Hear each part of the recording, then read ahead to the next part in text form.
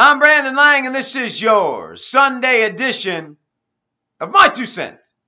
And we'll get to another free pick winner in just a moment after the two-team 7-point teaser gets it done last night with Arizona State and the over. Today, we go to the desert, Arizona hosting Seattle. We'll break it down for you in just a moment.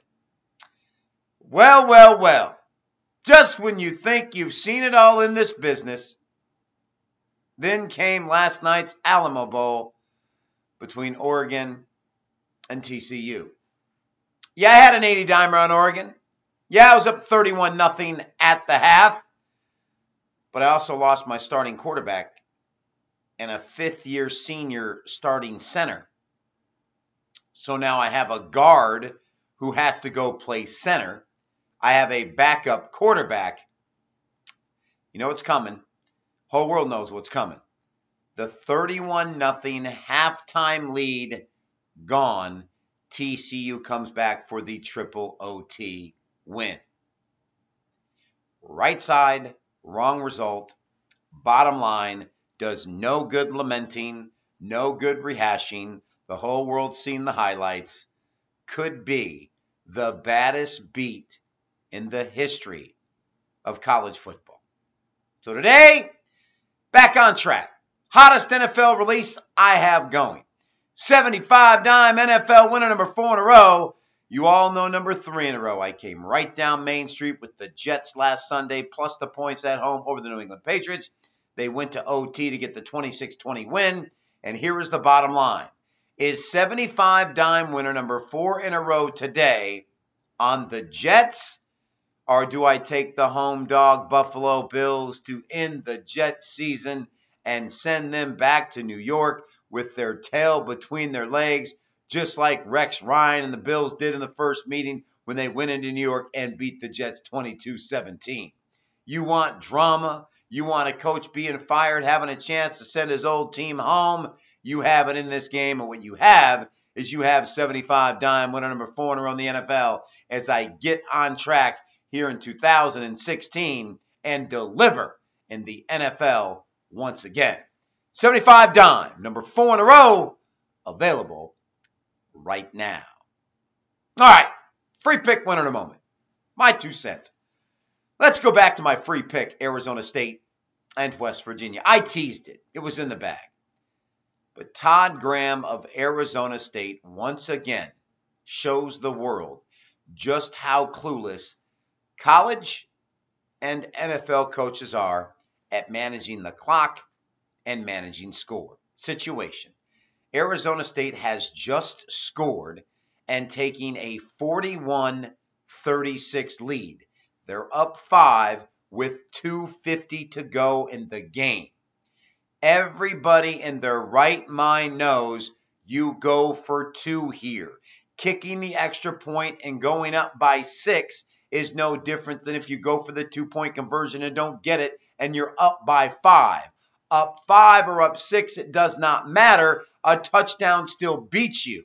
But if you go for 2 and you get it, and West Virginia goes and scores, by going for 2 and getting it to 7, you now are tied, potentially getting the ball back with time on the clock and only needing a field goal to win the game. What does Todd Graham do? He kicks the extra point. Somebody, time management coach, a coordinator, has got to say, Todd, we have to go for 2 here. Kicking the extra point and going up 6 does us no good here. It's the same if we go for 2 and don't get it, we're up 5. A touchdown still beats us. And he kicked the extra point. Wouldn't you know it? West Virginia goes down. They scored. And yes, they left time on the clock for Arizona State. But how much better would it have been had Arizona State got that ball back with around a minute to go? They ran the opening kickoff out to about the 35-yard line. And now you need a field goal. Once again, why Todd Graham, with 2:50 left in the game, in a 41-36 game up 5, kicked the extra point to go up 6, and a touchdown beat him. Unbelievable. And again, the announcers said nothing. The announcers didn't jump on it. They didn't say he has to go for 2 here because there is no difference on whether he is up 5 or whether he is up 6. They still lose by a touchdown either way. Unbelievable. Once again, I've said it a million times. A lot of these college coaches are glorified gym teachers that got the job because a buddy gave them a job and they worked themselves up through the ranks. That, ladies and gentlemen, was a huge blunder by Todd Graham last night. All right, free pick winner. Arizona and Seattle. Now listen, Arizona probably plays this game with Carolina probably beating Tampa Bay. And of course, that would make Arizona the 2 seed. And there's no reason for them having to play their starters and win this game. Now, conversely, Seattle's already locked into the wild card spot. They're in the 6th seed. Nothing they can do can stop the winner of Green Bay, Minnesota. The loser is the 5 seed. So let's make sure we're clear on that. So if Carolina gets upset, then you have Arizona playing for home field throughout the entire playoffs. That's not happened. So based on that, you have to figure that Arizona is going to take the field knowing we lose this game, it doesn't matter. We still clinch the 2 seed in a first-round bye. It don't matter to Bruce Arians. He can't stand the Seattle Seahawks. He knows he's got a week off. He is going to bring the house because he's going for a franchise record 14 wins for the first time in this franchise's history. And if you know anything about Bruce Arians, if he's got a chance to rip your heart out, he's going to rip your heart out. Now, I know this number's 6.5, but I don't care. Seattle comes off the home loss to St. Louis last week. This Arizona offense put up 39 on Seattle up in Seattle earlier this year. They are firing on all cylinders. Number 2 offense in the NFL, number 5 defense in the NFL, and they got a chance to stomp on the Seattle Seahawks, and I believe they will do just that.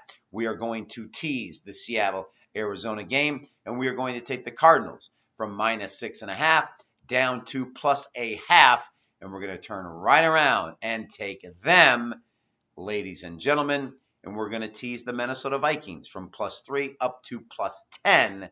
The Vikings +10, and let's take Arizona down to +0.5, your 2-team 7-point teaser here on Sunday. That's it, everybody. A fantastic Sunday. As always, I'm Brandon Lane, win or lose. We'll see you back here on Monday with another edition of My 2 Cents.